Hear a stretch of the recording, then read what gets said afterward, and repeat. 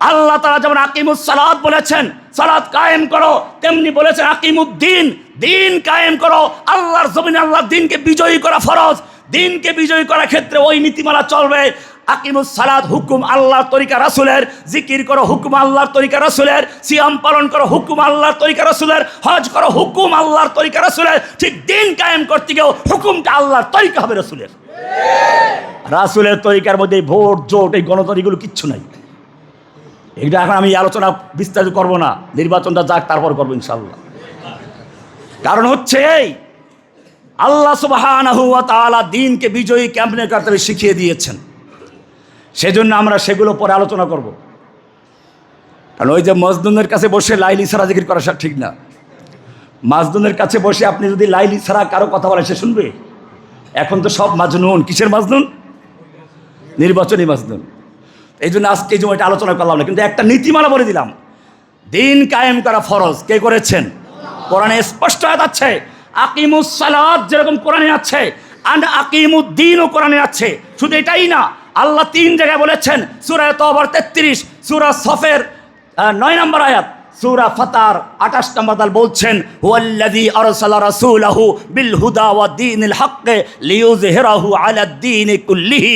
আল্লাহ তাআলা সিও রাসূলকে দ্বীনে হক এবং হেদায়েত দিয়ে প্রেরণ করেছেন। কেন প্রেরণ করেছেন? লিইয়ুযহিরাহু আলাদ দীনি কুল্লিহি, অন্য সকল দ্বীনের উপরে, অন্য সকল মতবাদের উপরে আল্লাহর দ্বীনকে বিজয়ী করার জন্য। এখন বিজয়ী করার হুকুম দিয়েছেন কে? দ্বীন কেমনে বিজয়ী হবে তার তরিকাও দিয়েছেন কে? এই জন্য রাসূলকে পাঠিয়েছেন অন্যান্য বিধানের মতো। ইন্নাল্লাহ ইসনা আশারা শাহরান ফি কিতাবিল্লাহ। আল্লাহ সুবহানাহু ওয়া তাআলার মহান দরবারে লাখ শুকরিয়া পেশ করছি। রজব মাসের প্রথম জুমা, শাবান মাসের প্রথম জুমা। শাবান মাস, রজব এবং রমজান এই দুইয়ের মধ্যবর্তী মাস। আল্লাহ সুবহানাহু ওয়া তাআলা যেদিন আসমান এবং জমিন সৃষ্টি করেছেন সেদিনই নির্ধারণ করেছেন, ইন্না ইদ্দাতাশ শুহুরি ইনদাল্লাহি ইসনা আশারা শাহরান ফি কিতাবিল্লাহ। আল্লাহর কিতাবে মাসের গণনা 12টি। এই 12 মাসের মধ্যে 4টি মাস হচ্ছে আশহুরে হুরুম, যা গত আলোচনায় করেছিলাম। একটা হচ্ছে রজব, আর বাকি 3টা হচ্ছে জিলকাদ, জিলহজ, মুহররম। আর এই 12 মাসের একটি মাস হচ্ছে শাবান মাস। শাবান মাস রজব এবং রমজানের মধ্যবর্তী মাস হওয়ায় এর একটা গুরুত্ব অপরিসীম। আল্লাহ সুবহানাহু ওয়া তাআলা এই রজব মাসে সারা বৎসরে মানুষ যত নেক আমল করে, বাৎসরিকভাবে পূর্ণ আমলগুলো এই রজব মাসে আল্লাহর দরবারে পৌঁছানো হয়। প্রতিদিনের আমলগুলো সন্ধ্যার সময় দিনের ফেরেশতারা নিয়ে যায়, ভোর রাতে রাতের ফেরেশতারা। প্রতি সপ্তাহের আমল পৌঁছাবার জন্য বৃহস্পতিবার, সোমবার। আর বাৎসরিকভাবে সারা বৎসরের নেক আমলগুলো আল্লাহর কাছে পৌঁছানো হয় শাবান মাসে। রাসূল আকরাম সাল্লাল্লাহু আলাইহি ওয়াসাল্লাম ইরশাদ করেছেন, যাকা শাহরুন, এটা এমন একটি মাস, ইয়াগফুলুন নাসু আনহু, যেই মাস সম্পর্কে বেশিরভাগ মানুষেরা গাফলাত, অমনোযোগী। বাইনা রজব ওয়া রমাদান, রজব এবং রমজান মাসের মধ্যবর্তী। অহুয়া শাহরুন তুরফাউ ফিহি আল আমাল ইলা রাব্বিল আলামিন, এটা হচ্ছে এমন একটি মাস যেই মাসে মানুষের আমলগুলো আল্লাহর দরবারে পৌঁছানো হয়। ফা উহিব্বু আন ইউরফা আমালি ওয়া আনা সাইম, আল্লাহর রাসূল সাল্লাল্লাহু আলাইহি ওয়াসাল্লাম বলছেন, আমি চাই আমার আমলগুলো আল্লাহর দরবারে এমন অবস্থায় উঠুক যে অবস্থায় আমি সাইম, রোজাদার আছি। হাদিসটা 2357 নম্বর হাদিস, নাসাই শরীফের। মুহাদ্দিসিন ইকরাম এটাকে সহিহ বলে আখ্যায়িত করেছে। সুতরাং এই মাস এমন একটি মাস যেই মাস থেকে বেশিরভাগ লোকেরা তার মর্যাদা সম্পর্কে গাফেল। এ মাসে আল্লাহর দরবারে সারা বছরের আমলগুলো পৌঁছানো হয়। আল্লাহর রাসূল সাল্লাল্লাহু আলাইহি সাল্লাম এই মাসে বেশিরভাগ রোজা রাখতেন। আয়েশা রাদিয়াল্লাহু তাআলা আনহা থেকে বর্ণিত, তিনি বলেন, মা রাআইতু রাসূলুল্লাহি সাল্লাল্লাহু আলাইহি ওয়াসাল্লাম ইস্তাকমালা সিয়ামা শাহরিন কত্তু ইল্লা রমাদান। আমি রমজান মাস ছাড়া আল্লাহর রাসূলকে পূর্ণ এক মাস সিয়াম পালন করতে কখনো দেখিনি। ওমা রাআইতুহু ফি শাহরিন আকসারা সিয়ামান মিনহু ফি শাবান। আর শাবান মাসে যত বেশি রোজা রাখতেন, অন্য কোনো মাসে এত বেশি রোজা রাখতে দেখি নাই। রমজান মাসে পুরা মাস রাখতেন, শাবান মাসে অন্য মাসের তুলনায় সবচেয়ে বেশি রোজা রাখতেন। এটা বুখারীর 1969 নম্বর হাদিস, মুসলিমের 1156 নম্বর হাদিস। মুসলিমে আরেকটি বর্ণনা আসছে, কানা ইয়াসুমু শাবানা কুল্লাহু।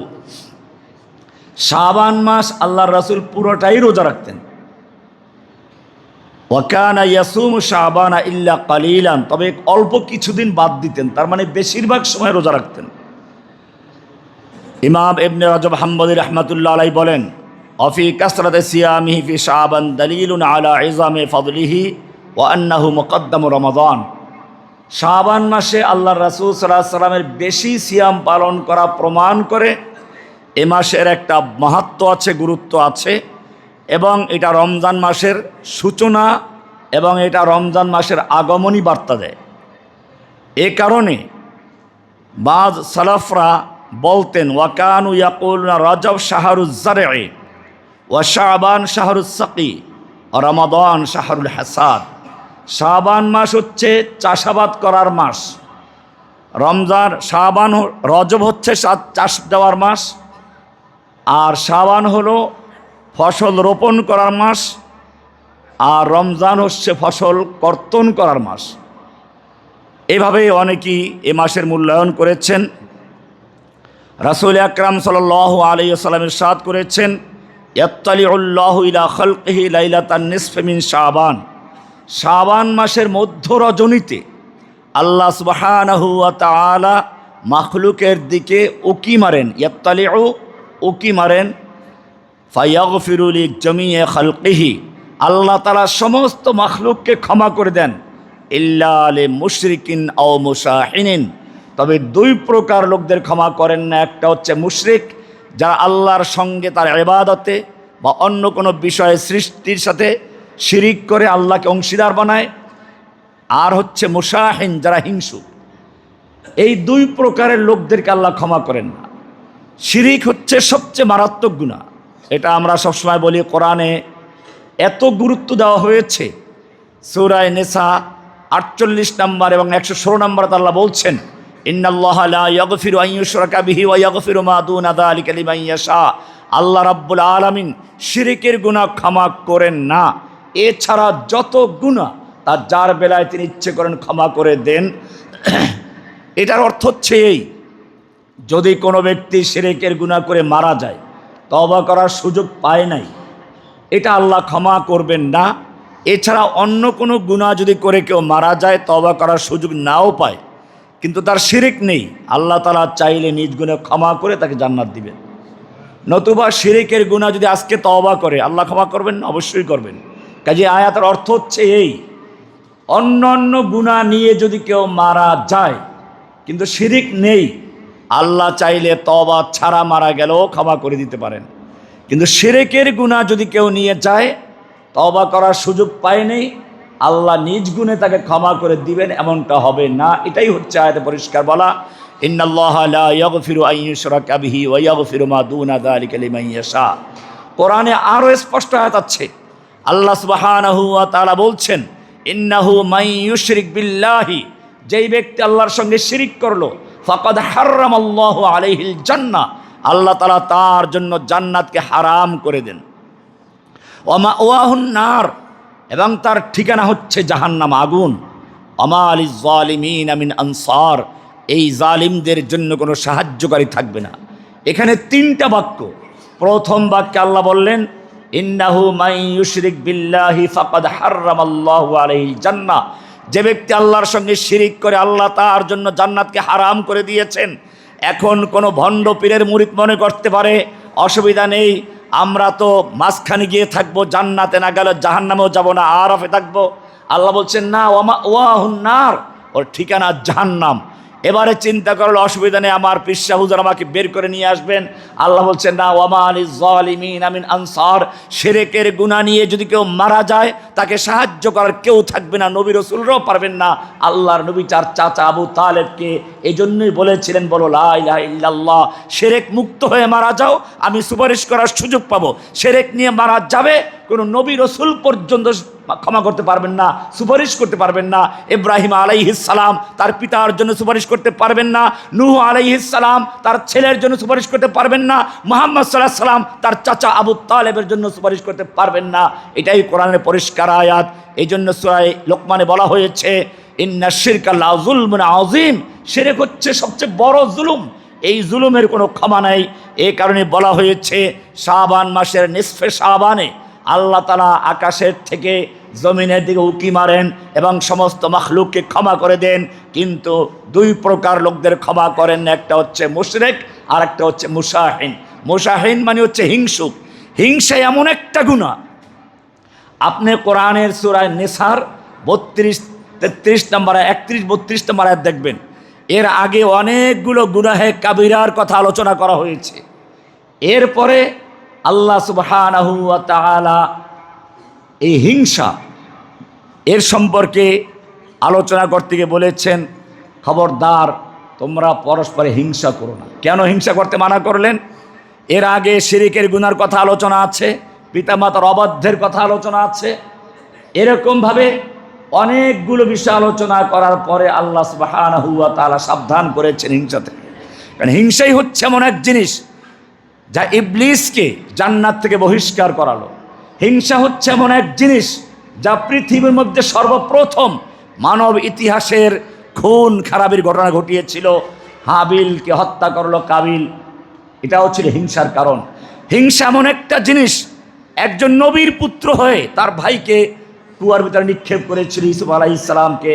হিংসার কারণেই আল্লাহ সুবহানাহু ওয়া তাআলার যে গজবগুলো নাজিল হয়, জন্য দেখা যায় বড় বড় গুনাহগুলো আলোচনা করার পরে আল্লাহ সুবহানাহু ওয়া তাআলা সাবধান করেছেন হিংসা সম্পর্কে।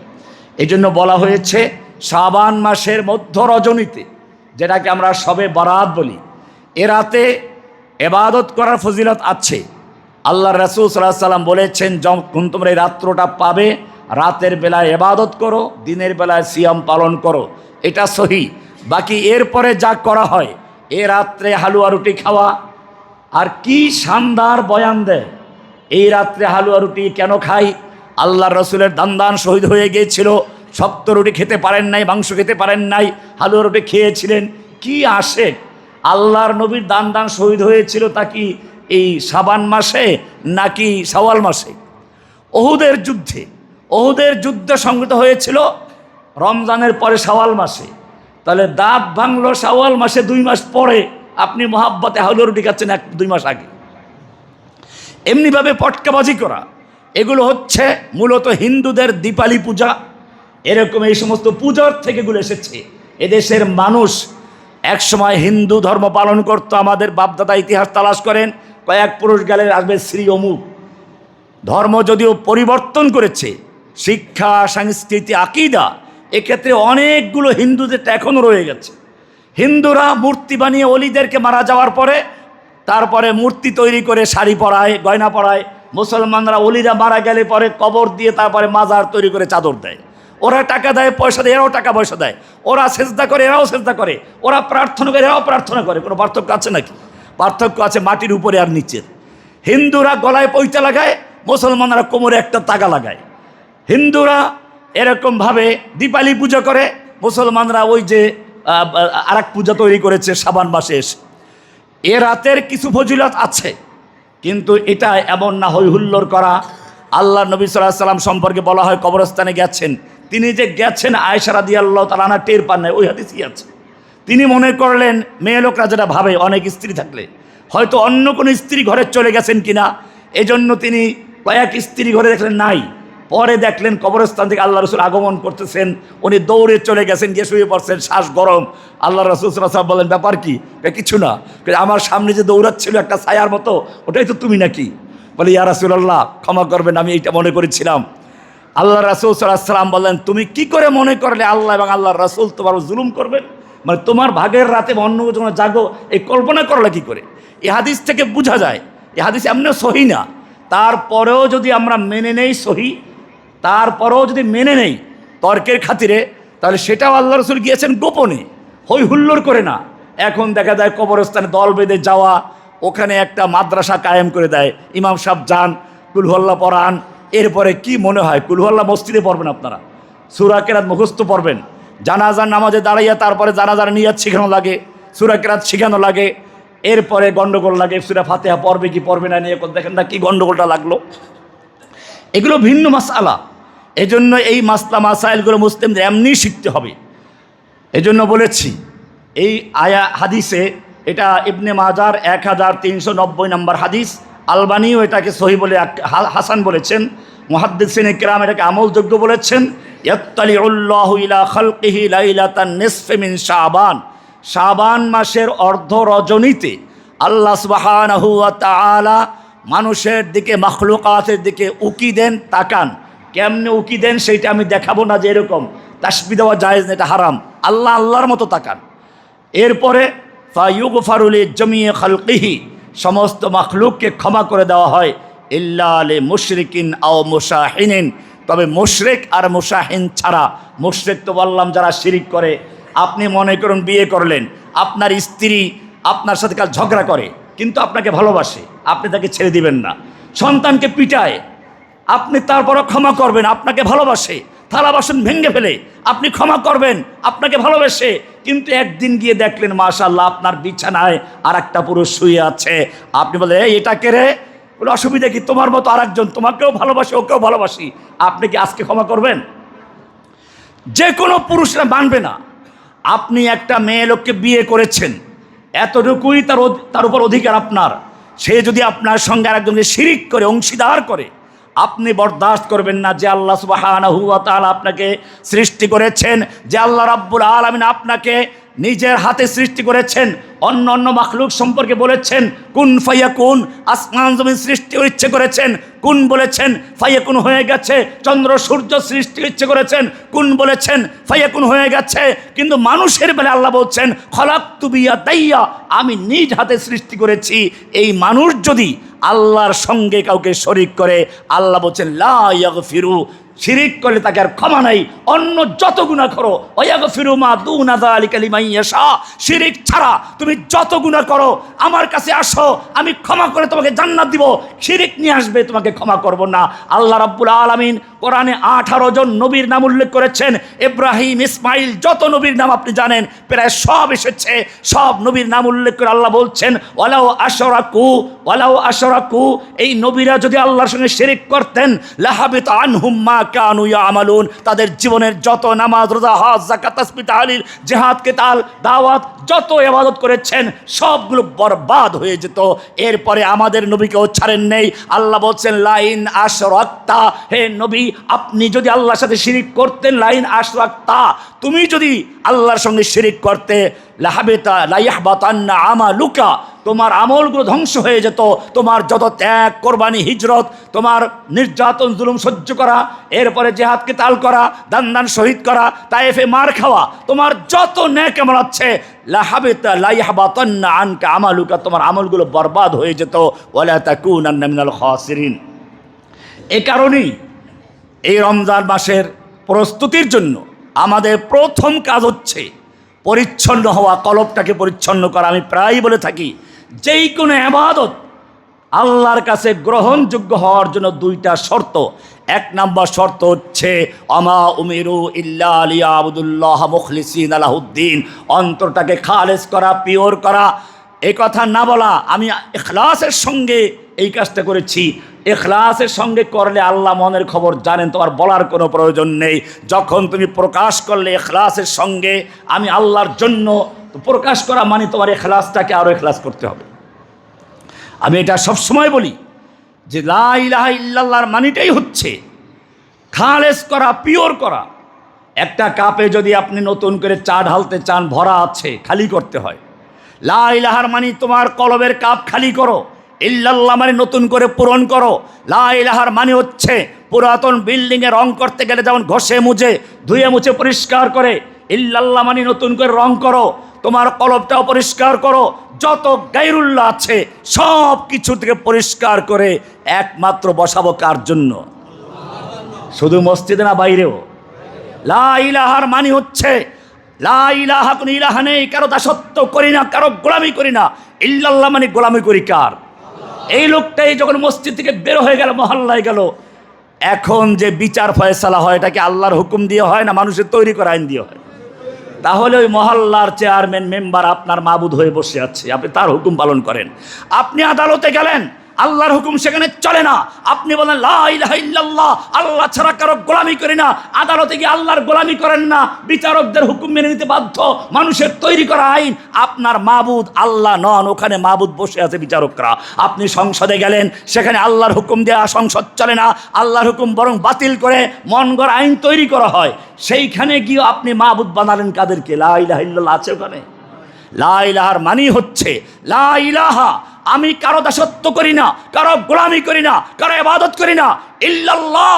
আমি ব্যক্তি জীবনে, পারিবারিক জীবনে, সামাজিক জীবনে, সংসদে, আদালতে, রাস্তায়, ব্যাংকে, সব জায়গায় লা ইলাহা, কারো হুকুম মানি না, কারো কাছে মাথা নত করি না, কারো কাছে কোনো কিছু প্রার্থনা করি না। ইল্লাল্লাহ মানে কার কাছে নত করি? হুকুম মানি কার? আল্লাহর। এটা লা ইলাহা ইল্লাল্লাহ প্রথম কাজ। 2 নম্বর কাজ হচ্ছে এই শাবান মাসে বেশি করে ইসলাহের কাজ করা, তাসফিয়াতুল কুলুব, অন্তরটাকে পরিচ্ছন্ন করা, পরিষ্কার করে নেওয়া।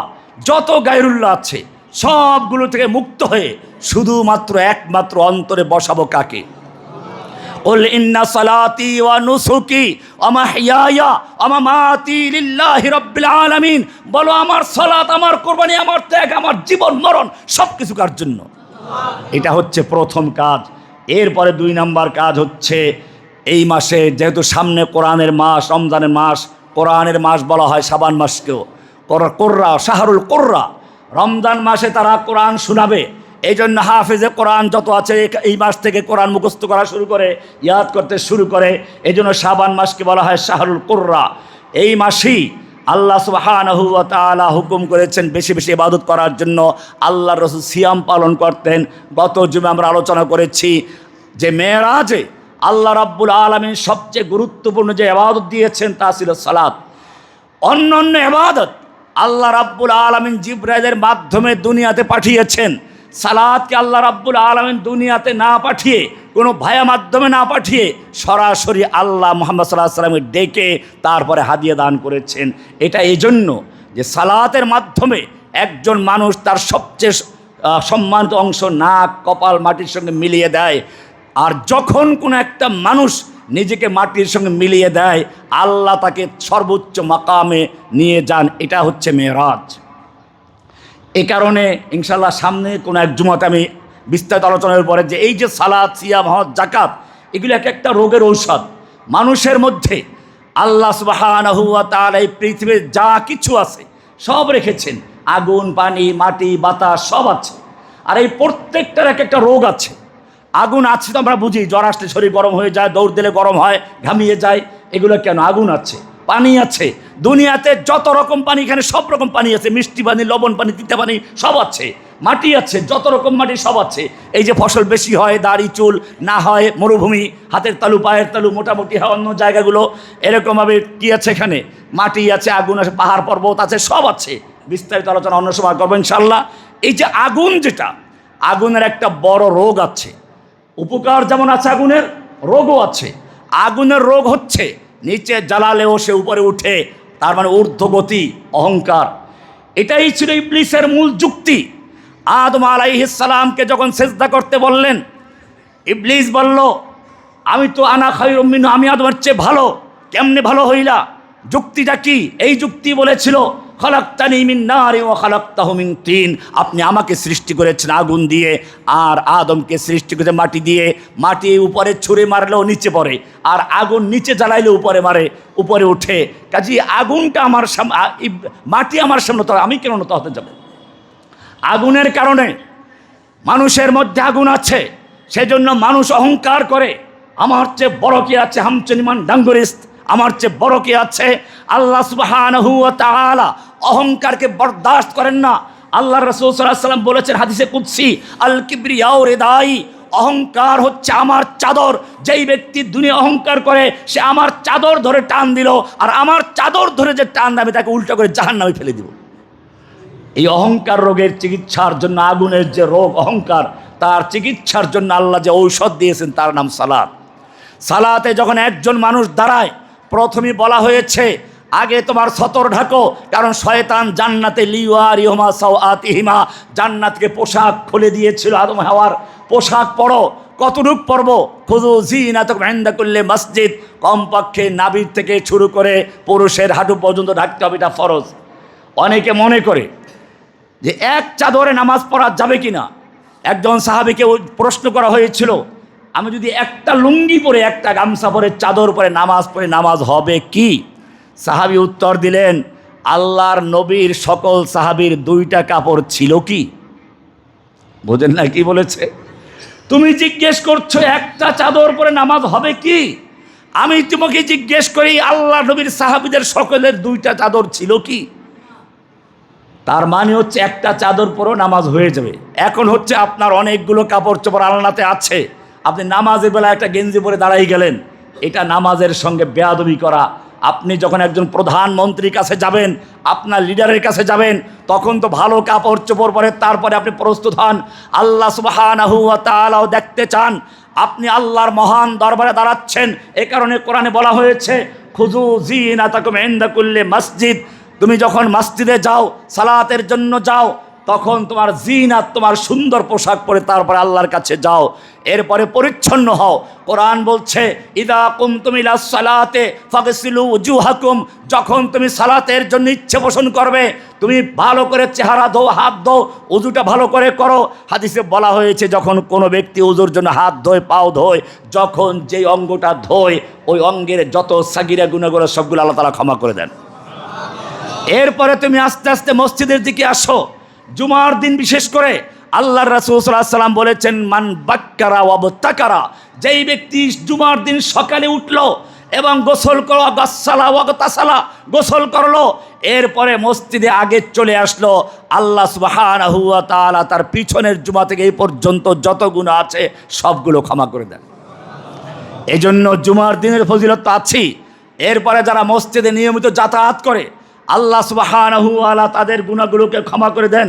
এইভাবে সালাতের জন্য প্রথমেই উযু করা, এরপরে মসজিদে আসা, এরপরে কাতারগুলো সোজা করে নেওয়া। আল্লাহর রাসূল সাল্লাল্লাহু আলাইহি ওয়াসাল্লাম বলেছেন, যখনই তোমরা সালাতে আসবে, সাফু সুফুফাকুম, কাতারগুলো সোজা করে নাও, ওয়ালা তাখতালিফু, কাতারে আঁকাবাঁকা করো না, ফায়ুখালিফুল্লাহু বাইনা কুলুবিকুম, কাতারে বাঁকা হলে তোমাদের কলবের মধ্যে বক্রতা সৃষ্টি হবে। এতে বোঝা যায় এই নামাজ শুধু একটা ইবাদত না, এই নামাজ হচ্ছে সমাজে ঐক্য তৈরি করা, মানুষের অন্তরে মহাব্বত তৈরি করা। যখন একটা লোক কাতারে একজনের পাশে আরেকজন দাঁড়ায়, আমির গরিব ভেদাভেদ থাকে না। কি সুন্দর করে ইকবাল বলেছেন, আগে আইনে লড়াই মে আগার ওয়াক্তে নামাজ, কিবলা রু হো কে জমি বুস হোয়ে কৌম হিজাজ, এক হি সফ মে খড়ে হো গয়ে মাহমুদ আয়াজ, না কোই বান্দা রাহা আর না কোই বান্দা নওয়াজ। এক কাতারে সেই সুলতান মাহমুদ গজনবী আর তার কৃতদাস আয়াজ দাঁড়িয়ে গেছে, একজন রিক্সাওয়ালা থেকে শুরু করে প্রধানমন্ত্রী পর্যন্ত নামাজে যদি এক কাতার হয়ে যায় দাঁড়িয়ে যাবে, কেউ কাউকে ধাক্কা দিতে পারবে না, ফিরাতে পারবে না। এটাই সালাতের শিক্ষা, সাম্যতা। ইসলাম শিক্ষা দিয়েছে 5 ওয়াক্ত নামাজে 5 বার পাশাপাশি দাঁড়াচ্ছে। এইভাবে মানুষের মনের মধ্যে মহাব্বত তৈরি করে দেন কে? এই কারণে সালাত, নামাজ হচ্ছে এমন একটি ইবাদত। এই যে তাওহীদ, প্রথম যে কথা বললাম, তাওহীদের পরে, ইমানের পরে সবচেয়ে গুরুত্বপূর্ণ যে ইবাদত তার নাম হচ্ছে সালাত। কোরআনের সূরা তাহা 20 নম্বর সূরার 14 নম্বর আল্লাহ বলছেন, ইন্নানি আনাল্লাহ লা ইলাহা ইল্লা আনা ফাআবুদনি, নিশ্চয় আমি তোমাদের একমাত্র আল্লাহ, ফাআবুদনি, আমারই ইবাদত করবে, গোলামি করবে, দাসত্ব করবে সব ক্ষেত্রে। ফাআবুদনি ওয়া আকিমিস সালাতা লিযিকরি, আমার জিকির, আমার শরণার্থে সালাত কায়েম করো। তাওহীদের সঙ্গে সালাতের আলোচনা। এরপরে কোরআন আল্লাহ সুবহানাহু ওয়া তাআলা আরেক জায়গায় বলেছেন, সূরা বাইয়িনা 98 নম্বর সূরা 5 নম্বর আয়াত, ওয়ামা উমিরু ইল্লা লিয়াবুদুল্লাহ মুখলিসিনা লাহুদ্দিন। আল্লাহ বলছেন তাদেরকে আদেশ করা হয়েছে যে কোনো ইবাদত দিনটাকে পুরা আল্লাহর জন্য খালেস করে নেওয়া, পিওর করে নেওয়া, হুনাফা একেবারে একনিষ্ঠ করে নেওয়া, ওয়ায়ুকিমুস সালাতা ওয়া ইউতুজ যাকাতা, এরপরে সালাত কায়েম করবে, যাকাত দিবে। এখানে পরিষ্কার করে দিলেন প্রথমে ইখলাস তাওহীদ পরিষ্কার করা, এরপরে দ্বিতীয় নাম্বার আসলো কি সালাতের কথা। এটা গুরুত্বপূর্ণ। এমনি দিন আপনাকে পুরনরাই মেনে দেবো, আলা আলাহুদ্দিনুল খালেস, মুখলিসিন আলাহুদ্দিন, দিনকে খালেস করা। এমন না দিনের আপনি কিছু মানবেন কিছু মানবেন না। আপনি যদি আপনার বাড়িতে কোনো মেহমান আসে, অর্ধেকটা আপনার দরজার ভিতরে ঢুকেছে, অর্ধেকটা বাইরে, আপনি কি বলবেন? এই বেটা বেঢঙ্গা, হয়তো পুরো ঢুকবি না বের হ। অর্ধেক ভিতর অর্ধেক বাইরে আপনি বরদাস্ত করবেন না। আপনার ঘরে প্রবেশ করার ক্ষেত্রে যদি আপনি অর্ধেক ঢুকে অর্ধেক বাইরে বরদাস্ত না করেন, আল্লাহ রাব্বুল আলামিন তার দিনের ভিতরের দিকে অর্ধেক প্রবেশ করে অর্ধেক বাইরে থাকে। আল্লাহ বলছেন না, উদখুলু ফিস সিলমি কাফা, ইসলামে পরিপূর্ণ প্রবেশ করো, ওয়ালা তাত্তাবিউ খুতুওয়াতিশ শাইতান, শয়তানের পদাঙ্ক অনুসরণ করো না। আমরা করি কি, মতের সঙ্গে যেটা মিলে ওইটা মানি, মিলে না ওটা মানবো না। আপনি দেখবেন আপনার ধরেন সচিবালয় মন্ত্রণালয়ে হিন্দু আছে, মুসলমান আছে, মুসলমান কর্মকর্তা যতই বেনামাজি হোক সে কি শুকরের গোশত খায়? শুকরের গোশত খায় না। কারণ কি? শুকর ইসলাম ধর্মে হারাম, সে ধর্ম পালন করে শুকর খাচ্ছে না। ওখানে হিন্দু কর্মকর্তা আছে, সে গরুর গোশত খায় না, কারণ গরু তার ধর্মে কি হারাম। তার ধর্মীয় কারণে হিন্দু গরু খাচ্ছে না, ধর্মীয় কারণে মুসলমান অফিসার শুকরের মাংস খাচ্ছে না, কিন্তু ঘুষের টাকা দিলে ঠিক দুইজনে ভাগ করেই খায়। কেন? সুদ যে আল্লাহ হারাম করেছেন, ঘুষ যে আল্লাহ হারাম করেছেন, ওই আল্লাহই তো তোমার জন্য শুকরের মাংস হারাম করেছেন। শুকুর খাইলে না আল্লাহকে ভয় করে, আল্লাহর হুকুম পালন করে, আর ঘুষের টাকা ঠিকই নিলে টেবিলে নিচ দিয়ে কেউ না দেখে, এটা আল্লাহর সাথে প্রতারণা করা। এটাই বলেছেন, ইয়া আইয়ুহাল্লাযীনা আমানু, হে ঈমানদারগণ, উদখুলু ফিস সিলমি কাফা, ইসলামে প্রবেশ করলে ভালো করে প্রবেশ করো, পরিপূর্ণ প্রবেশ করো। মতের সঙ্গে যেটা মিলে, যেখানে স্বার্থ আছে ওইটা পালন করবে না, যেখানে স্বার্থ কম সেটা পালন করবে। এই সমস্ত ভণ্ডামি বাদ দাও, ওয়ালা তাত্তাবিউ খুতুওয়াতিশ শাইতান। এই কারণে আল্লাহ সুবহানাহু ওয়া তাআলা প্রথম বলেছেন মুখলিসিনা লাহুদ্দিন, দিনটাকে খালেস করো, পিওর করো, সব জায়গায় আল্লাহর পরিপূর্ণ হুকুম মেনে নাও। মসজিদে আল্লাহ একজন, বাইরে অন্যরা আল্লাহ বসে আছে, এটা তো হচ্ছে সেই জাহিলি যুগের প্রতারণা। এটাই ইউসুফ আলাইহিস সালাম বলেছেন, আরবাবুম মুতাফাররিকুনা খায়রুন আমিল্লাহুল কাহ্হার। এটাই মুহাম্মদ সাল্লাল্লাহু আলাইহি ওয়াসাল্লাম বলেছেন, আজআলাল আলিহাতা ইলাহু ওয়াহিদা। আল্লাহর নবী যখন বললেন এক আল্লাহর ইবাদত করো, লা তাত্তাখিযু ইলাহাইন ইসনাইন, দুই আল্লাহ চলবে না, মসজিদের আল্লাহ একজন, বাইরে অন্যজন, সব চলবে না। ইন্নামা হুয়া ইলাহু ওয়াহিদ, সব ক্ষেত্রে আল্লাহ কয়জন? হুকুম চলবে কার? এটার নাম পিওর মুসলিম, এটার নাম ইসলাম। আর মনে চাইলো যতটুকু অতটুকু মানলাম, যেটা মনে চাইলো না মানলাম না, এটা কি ইসলাম হবে? আল্লাহ সুবহানাহু ওয়া তাআলা আরো বলেছেন সূরা বাকারা 2 নম্বর সূরার 43 নম্বর আয়াতে, আকিমুস সালাতা ওয়া আতুজ যাকাতা ওয়ারকাউ মা'আর রাকিঈন, জামাতে সালাত পড়ার কথা আছে এখানে। এরপরে আল্লাহ সুবহানাহু ওয়া তাআলা সালাতকে ফরজ করেছেন ওয়াক্তের সাথে সীমাবদ্ধ করে, নির্ধারিত টাইমে পড়তে হবে।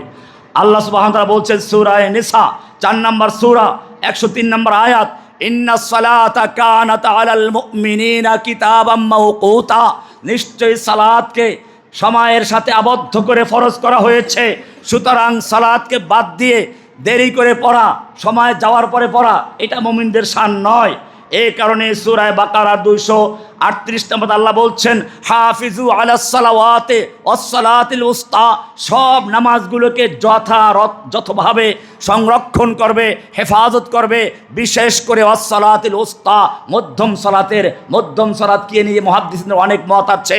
কেউ বলেছেন জুমার সালাত, কেউ বলেছেন আসরের সালাত, কারণ আসরের সালাতটা অনেকের জন্য কঠিন হয়ে যায়, খেলাধুলা গণ্ডগোলে থাকে। এমনিভাবে আল্লাহ সুবহানাহু ওয়া তাআলা বলছেন আস্তাঈনু বিস-সাবরি ওয়াস-সালাহ, তোমাদের বিভিন্ন প্রয়োজন হতে পারে, আমার কাছে চাইবে, চাওয়ার মাধ্যম হচ্ছে ইয়্যাকা না'বুদু ওয়া ইয়্যাকা নাস্তাঈন, সালাতের মাধ্যমে চাও। আস্তাঈনু বিস-সাবরি ওয়াস-সালাত, সবর এবং সালাতের মাধ্যমে প্রার্থনা করো। সূরা বাকারার 2 নম্বর সূরার 45 নম্বর আয়াত। এমনিভাবে আল্লাহ সুবহানাহু ওয়া তাআলা এই সালাতকে ফরজ করেছেন মেরাজে। মেরাজ থেকে আল্লাহর নবী যখন আসলেন, জিব্রাইলকে বলেন যাও কেমনে সালাত কায়েম করবে দেখিয়ে দিয়ে আসো। আল্লাহর নবীকে জিব্রাইল সেই হাউজে জমজমের কাছে নিয়ে গেলেন, ওযু করালেন, এরপরে প্রত্যেক নামাজ আউয়াল ওয়াক্তে পড়ালেন। হাদিসটা আবু দাউদের 339 নম্বর, তিরমিজির 149 নম্বর হাদিস। বলা আছে আম্মানি জিব্রিল ইনদাল বাইতে মাররাতাইন, জিব্রাইল আমাকে দুইবার ইমামতি করিয়েছেন, একবার আউয়াল ওয়াক্তে, একবার শেষ ওয়াক্তে, 2 দিন পর্যন্ত। এক রাওয়াতে 2 দিন পড়িয়েছেন, একদিন সব নামাজগুলো আউয়াল ওয়াক্তে, পরের দিন সব নামাজগুলো দ্বিতীয় শেষ ওয়াক্তে। আর এক রাওয়াত অনুযায়ী একদিনই 2 বার পড়িয়েছেন।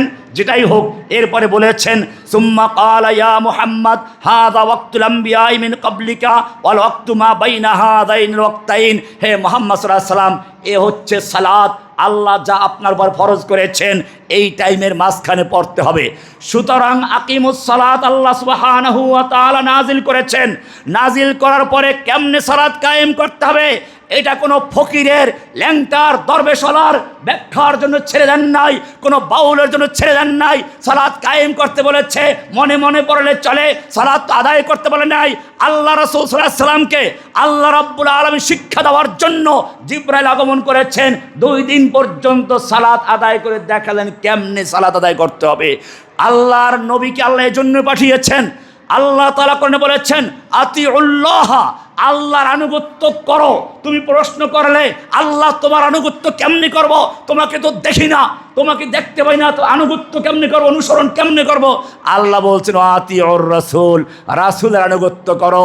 কোরআন বলছে মাইয়ুতির রাসূলা ফাকাদ আতা আল্লাহ, যেই ব্যক্তি আল্লাহর আনুগত্য করলো সে রাসূল আনুগত্য করলো, সে আল্লাহর আনুগত্য করলো। সুতরাং মনে রাখতে হবে আকিমুস সালাতের ব্যাখ্যা আল্লাহর রাসূল যেভাবে দেখিয়েছেন সেভাবে করতে হবে। এছাড়া মন গড়া যদি সালাত আদায় করে 5 ওয়াক্তের জায়গায় 3 ওয়াক্ত, 2 ওয়াক্ত, আবার যেখানে যে কয় রাকাত আছে আল্লাহর নবী এটা দেখিয়েছেন। এখন যদি কোনো ব্যক্তি বলে নামাজ তো 2 রাকাত পড়তে হবে, সে ব্যক্তি আল্লাহর রাসূলকে অস্বীকার করার কারণে কোরআন অস্বীকার করেছে। কোরআনে বলছে কুল ইন কুনতুম তুহিব্বুনাল্লাহ, হে নবী আপনি আপনার উম্মতকে জানিয়ে দিন ইন কুনতুম তুহিব্বুনাল্লাহ, যদি তোমরা আল্লাহকে ভালোবাসতে চাও, আল্লাহর ভালোবাসা লাভ করতে চাও, ফাত্তাবিউনি, আমার ইত্তেবা করো, আমার অনুসরণ করো, আমি যে কাজ যেভাবে করি সেভাবে করো। সুতরাং যদি কোনো ব্যক্তি কোনো ক্ষেত্রে রাসূলের তরিকা বাদ দিয়ে মন গড়া তরিকায় কোনো কাজ করতে চায়, তাহলে সে আল্লাহর হুকুমের আনুগত্য করে না, কোরআনকে অস্বীকার করে, সে আল্লাহর দিন থেকে সরে যাচ্ছে। সুতরাং হাদিস মানা, রাসূলকে মানার কোরআনের নির্দেশ আছে। অনেকে আছে হাদিস মানে না, কোরআন মানার দাবি করে।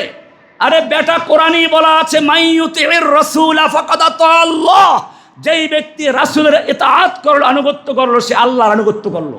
কোরআনই তোমাকে বলেছে কুল ইন কুনতুম তুহিব্বুনাল্লাহ ফাত্তাবিউনি, আর যদি তোমরা আল্লাহর ভালোবাসা লাভ করতে চাও আমার অনুসরণ করো। আল্লাহ বলেছেন রাসূল অনুসরণ করতে, আল্লাহ বলেছেন আতিউল্লাহ ওয়া আতিউর রাসূল, ইতাআত করো আল্লাহর, ইতাআত করো রাসূলের। আরও কোরআনে বলা হয়েছে লিতুবাইয়িনা লিন-নাসি মা নুজ্জিলা ইলাইহিম, হে নবী আপনাকে প্রেরণ করেছি এজন্য যাতে করে তাদের উপরে যেই কিতাব নাজিল করা হয়েছে ওই কিতাবের আপনি ব্যাখ্যা দিয়ে দেন, বয়ান করে দেন। লিতুবাইয়িনা লাহুম, কোরআনের আয়াত, আল্লাহর নবী যে ব্যাখ্যা দিয়েছেন, যে বয়ান করেছেন, ওটাই হচ্ছে হাদিস। সুতরাং যদি কেউ কোনো ব্যক্তি হাদিসকে অস্বীকার করে অথবা রাসূলের কোনো তরিকা অস্বীকার করে, মনে রাখতে হবে সেও ইসলাম থেকে সরে গেছে। এটা শুধু এই পর্যন্তই না, আমি বলতে গেলে আপনাদেরকে বলি আকিমুস সালাত হুকুম করেছেন আল্লাহ। সালাত কায়েম করব কার হুকুম মেনে? আল্লাহর হুকুম মেনে কেমনে কায়েম করব? মুহাম্মাদুর রাসূলুল্লাহ, রাসূলের তরিকা মেনে সালাত কায়েম করতে হবে। রাসূল যেভাবে শিখিয়েছেন সেভাবে করতে হবে। রাসূল শিখিয়েছেন যোহরে ফরজ 4 রাকাত, আসর 4 রাকাত, এশা 4 রাকাত, মাঝখানে মাগরিব 3 রাকাত। কোনো ব্যক্তি যদি মনে করে আমি মাগরিবের নামাজ 4 রাকাত পড়ব, 1 রাকাত বেশি হবে, একটা রুকু বাড়বে, 2টা সিজদা বাড়বে, সুবহানাল্লাহিল আযীম বাড়বে, আলা বাড়বে, তার নামাজ হবে? কেন হবে না? আল্লাহর নবী যেভাবে শিখিয়েছেন তার সাথে মিলে নাই। নবীর তরিকা ছাড়া নামাজ পড়লে নামাজ হবে না। কুতিবা আলাইকুমুস সিয়াম, সিয়াম ফরজ করেছেন আল্লাহ। কেমনে সিয়াম পালন করব? তরিকাবে মুহাম্মদুর রাসূলুল্লাহ। হজ করব, আল্লাহ ফরজ করেছেন ওয়ালিল্লাহি আলান নাসি হিজ্জুল বাইতি মান ইসতাতা ইলাইহি সাবিলা। আল্লাহ ফরজ করেছেন হজ। কেমনে করব? আল্লাহর নবী নিজে হজ করে শিখিয়ে দিয়েছেন আর বলেছেন খুযু আন্নী মানাসিকাকুম, খুযু আন্নী মানাসিকাকুম, আমার থেকে তোমরা হজের কাজগুলো শিখে নাও। সুতরাং কোনো ব্যক্তি যদি রাসূলের তরিকা বাদ দিয়ে হজ করে তার হজ হবে না। ঠিক তেমনি ভাবে আল্লাহ বলেছেন উযকুরুল্লাহ যিকরান কাসীরা, আল্লাহর জিকির করো বেশি বেশি করে হুকুম দিয়েছেন আল্লাহ। জিকির কেমনে করব? তরিকা কোনো ভণ্ড পীর আটরশি খাজা বাবা গাজা বাবা ল্যাংড়া বাবা মাঝবান্ডারি কোন তরিকা হতে পারে না। তরিকা হবে রাসূলের তরিকা। জিকির করার হুকুম দিয়েছেন কে? জিকির কেমনে করব? তরিকা কার? এবারে তোমাদেরকে আরো একটা কঠিন কথা বলছি। আল্লাহ তাআলা যেমন আকিমুস সালাত বলেছেন, সালাত কায়েম করো, তেমনি বলেছেন আকিমুদ্দিন, দিন কায়েম করো। আল্লাহর জমিনে আল্লাহর দিনকে বিজয়ী করা ফরজ। দিনকে বিজয়ী করার ক্ষেত্রে ওই নীতিমালা চলবে। আকিমুস সালাত হুকুম আল্লাহর তরিকা রাসূলের, জিকির করো হুকুম আল্লাহর তরিকা রাসূলের, সিয়াম পালন করো হুকুম আল্লাহর তরিকা রাসূলের, হজ করো হুকুম আল্লাহর তরিকা রাসূলের। ঠিক দিন কায়েম করতে গিয়েও হুকুমটা আল্লাহর তরিকা হবে রাসূলের। রাসূলের তরিকার মধ্যে ভোট জোট এই গণতন্ত্রগুলো কিচ্ছু নাই। এটা এখন আমি আলোচনা বিস্তারিত করব না, নির্বাচনটা যাক তারপর করবো ইনশাআল্লাহ। কারণ হচ্ছে এই আল্লাহ সুবহানাহু ওয়া তাআলা দিনকে বিজয়ী কেমনে করতে হবে শিখিয়ে দিয়েছেন। সেজন্য আমরা সেগুলো পরে আলোচনা করব। কারণ ওই যে মজনুনের কাছে বসে লাইলি ছাড়া জিকির করা ঠিক না। মাজনুনের কাছে বসে আপনি যদি লাইলি ছাড়া কারো কথা বলেন সে শুনবে? এখন তো সব মাজনুন। কিসের মাজনুন? নির্বাচনী মাজনুন। এই জন্য আজকে এই সময়টা আলোচনা করলাম না, কিন্তু একটা নীতিমালা বলে দিলাম। দিন কায়েম করা ফরজ কে করেছেন? কোরআনে স্পষ্ট আয়াত আছে। আকিমুস সালাত যেরকম কোরআনে আছে, আন আকিমুদ্দিনও কোরআনে আছে। শুধু এটাই না, আল্লাহ 3 জায়গায় বলেছেন। সূরা তাওবার 33, সূরা সফের 9 নম্বর আয়াত, সূরা ফাতার 28 নম্বর আয়াত বলছেন হুয়াল্লাযী আরসালা রাসূলাহু বিল হুদা ওয়া দীনিল হক লিইয়ুযহিরাহু আলাদ দীনি কুল্লিহি। আল্লাহ তাআলা স্বীয় রাসূলকে দ্বীনে হক এবং হেদায়েত দিয়ে প্রেরণ করেছেন। কেন প্রেরণ করেছেন? লিইয়ুযহিরাহু আলাদ দীনি কুল্লিহি, অন্য সকল দ্বীনের উপরে, অন্য সকল মতবাদের উপরে আল্লাহর দ্বীনকে বিজয়ী করার জন্য। এখন বিজয়ী করার হুকুম দিয়েছেন কে? দিন কেমনে বিজয়ী হবে তার তরিকাও দিয়েছেন কে? এই জন্য রাসূলকে পাঠিয়েছেন। অন্যান্য বিধানের মতো আমি বলছিলাম সব ক্ষেত্রে হুকুম চলবে কার? তরিকা চলবে কার? রাসূলের। এই জন্য সালাতের ব্যাপারে আল্লাহ রাসূল বলেছেন সাল্লু কামা রাআইতুমুনি উসাল্লি, তোমরা সালাত আদায় করো যেরকম আমাকে সালাত আদায় দেখতে পাচ্ছ। বুখারীর এটা 631 নম্বর হাদিস। এমনিভাবে আল্লাহ রাসূল বলেছেন আসসালাতু ইমাদুদ্দিন, দিনের খুঁটি, রাসূল আমরে আল ইসলাম উমুদুহু আসসালাত ওয়া জারাতুস সিনামিহি আল জিহাদ, তিরমিজির হাদিস। এটা খুঁটি বলা হয়েছে। এমনিভাবে আল্লাহ রাসূল বলেছেন ইন্না আউয়ালু মা ইউহাসাবু বিল আবদু ইয়াউমাল কিয়ামা মিন আমালিহি সালাতুহু, কিয়ামতের মাঠে সর্বপ্রথম আমলের মধ্যে যেই জিনিসের বিচার হবে তা হলো সালাত। কিছু লোকের বিচার হবেই না, যারা কাফের, কাট্টা কাফের, যারা ঈমানই নাই তার কোনো বিচার হবে? বিনা হিসাবে জাহান্নাম। আর এক দল মানুষ আসবে যাদের কোনো হিসাব হবে না, বিনা হিসাবে জান্নাত 70,000 হবে। আর বাকি যারা পাপী মুসলমান এদের জন্য কোরআনে বলা আছে ওয়া নাদাউ মাওয়াজিন আল কিসত লিয়াউমিল কিয়ামা, কিয়ামতের দিবসে আমল মাপার জন্য যন্ত্র স্থাপন করা হবে। তো এটাও খেয়াল রাখবেন যে এই যে হিসাবটা হবে প্রথম হবে সালাতের হিসাব। এরপরে আল্লাহ রাসূল সাল্লাল্লাহু আলাইহি ওয়াসাল্লাম বলছেন বাইনার রাজুলি ওয়া বাইনাশ শিরকি ওয়াল কুফরি তারকুস সালাত, একজন মুমিন বান্দা আর একটা কাফের মধ্যে পার্থক্য যে সালাত কায়েম করা। এই হাদিসটা মুসলিমের 82 নম্বর হাদিস। এমনি বাবা আর একটা হাদিস আল আহাদুল্লাযী বাইনানা ওয়া বাইনাহুমাস সালাতু, আমাদের মাঝে এবং কাফের মুশরিকদের মাঝে পার্থক্য হচ্ছে আসসালাত। কারণ ঈমান তো আর দেখা যায় না, কে মুমিন কে ভিতরে তাওহীদ আছে কি না দেখা যায় না, দেখা যাবে কি দিয়ে? এজন্য বলেছেন আল আহাদুল্লাযী বাইনানা ওয়া বাইনাহুমাস সালাত ফামান তারাকাহা ফাকাদ কাফারা। আমাদের মাঝে এবং একজন অমুসলিমের মাঝে পার্থক্য হচ্ছে সালাত। যে ব্যক্তি সালাত তরক করলো সে কুফরি করলো। অবশ্য সালাত তরক করলে কাফের হবে কিনা সেখানে ওলামাদের দুইটা মত আছে। কেউ কেউ বলেছেন স্থায়ীভাবে যদি সালাত আদায় না করে সে কাফের। 3 জুমা যদি একাধারে না পড়ে সেটা মুনাফিক বলা হয়েছে, ইমান থেকে খারিজ হয়ে যাবে আস্তে আস্তে। আমি এটা এভাবে ব্যাখ্যা করি, যেমন মনে করেন একটা লোকের পকেটে টাকা আছে, 10 টাকা 20 টাকা আছে, তাকে কি সমাজে পয়সাওয়ালা বলবে? কিন্তু এখন সে ওই 10 টাকা 20 টাকা জমা করতে করতে 20 বছর 50 বছর চলে গেছে, এখন তার কাছে কয়েক কোটি টাকা জমা হয়ে গেছে, এখন তাকে সমাজ কি বলবে? পয়সাওয়ালা বলবে। আল্লাহর নবী সাল্লাল্লাহু আলাইহি ওয়াসাল্লাম এটাই বুঝিয়ে দিলেন, যেই ব্যক্তি 1 ওয়াক্ত সালাত তরক করলো ফাকাদ কাফারা, সে একটা কুফরি করলো। দৈনিক 5 ওয়াক্ত সালাত করলো না, 5টা কুফরি জমা করলো। 1 মাস পড়লো না, কতগুলো কুফরি করলো। 1 বছর পড়লো না, কত কুফরি করলো। এতগুলো কুফর করতে করতে এক সময় সে কুফরওয়ালা হয়ে যায়। আর কুফরওয়ালার নাম হচ্ছে কি? এই জন্য আমরা যদিও এই হাদিসের ব্যাখ্যায় বলি যে কুফরি করেছে, কাফের বলা যাবে না, কিন্তু আস্তে আস্তে কাফের হয়ে যায়। এই জন্য বেনামাজিকে মুমিন বলার সুযোগও নাই। আল্লাহর রাসূল সাল্লাল্লাহু আলাইহি ওয়াসাল্লাম এই জন্য মৃত্যুর সময় বারবার বলেছেন, কানা আখিরু কালামি রাসূলিল্লাহি সাল্লাল্লাহু আলাইহি ওয়াসাল্লাম আসসালাতু ওয়াসসালাত ইত্তাকুল্লাহা ফীমা মালাকাত আইমানুকুম। 2টা জিনিস বলেছেন। আল্লাহর নবী যখন সর্বশেষ মসজিদে যাওয়া আর সুযোগ হলো না, আমি গত জুমায় বলেছিলাম, আল্লাহর নবী শেষ সময়ে জীবনের শেষ মুহূর্তে মসজিদে যাওয়ার মতো ক্ষমতা নেই। উজু করে তৈরি হলেন, বেহুশ হয়ে পড়ে গেছেন, কয়েকবার বেহুশ হলেন। এরপরে 2জন সাহাবীকে ডাকলেন, একটু হুঁশে আসলো। 2জন সাহাবীর কাঁধে ভর দিয়ে মসজিদে গেছেন। হাদিস বলা আছে ইউহাদা বাইনা রাজুলাইনে, আল্লাহর নবী 2জন লোকের কাঁধে ভর দিয়ে মসজিদে গেছেন।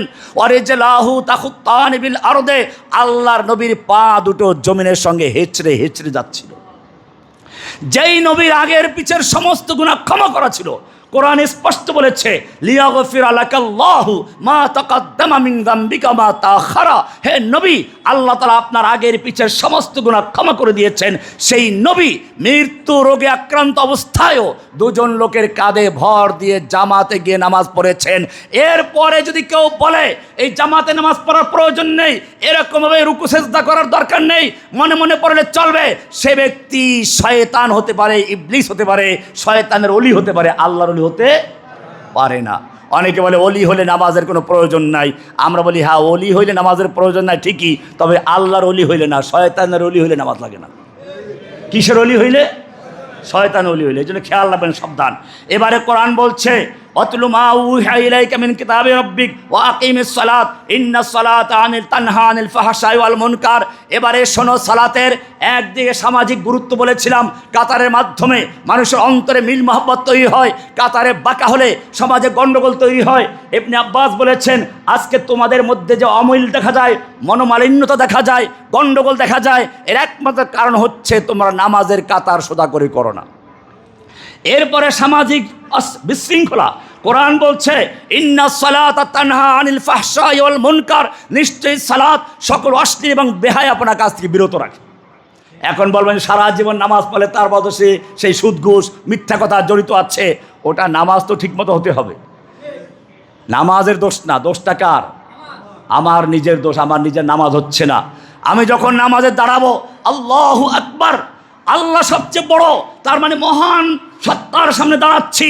দুনিয়ার প্রধানমন্ত্রীর কাছে দাঁড়াতে গেলে তুমি যেমন কি করো, ভালো পোশাক পরো, একবার মাথাটা নিচু করো, আল্লাহু আকবার দাঁড়িয়ে যাও। এই জন্য তাকবীরে তাহরিমা বলা ফরজ। আল্লাহ রাসূল বলেছেন তাহরিমুহা তাকবীর, তাকবীরে তাহরিমে শুরু করো, এটার দিয়ে সব কিছু হারাম হয়ে যায়। নামাজের বাইরে খাওয়া দাওয়া করা, কথা বলা হালাল ছিল, আল্লাহু আকবার বলে সব হারাম হয়ে যাচ্ছে। ওয়া তাহলিলুহা তাসলিম, সালামের মাধ্যমে হালাল হবে, এর আগে হালাল হবে না।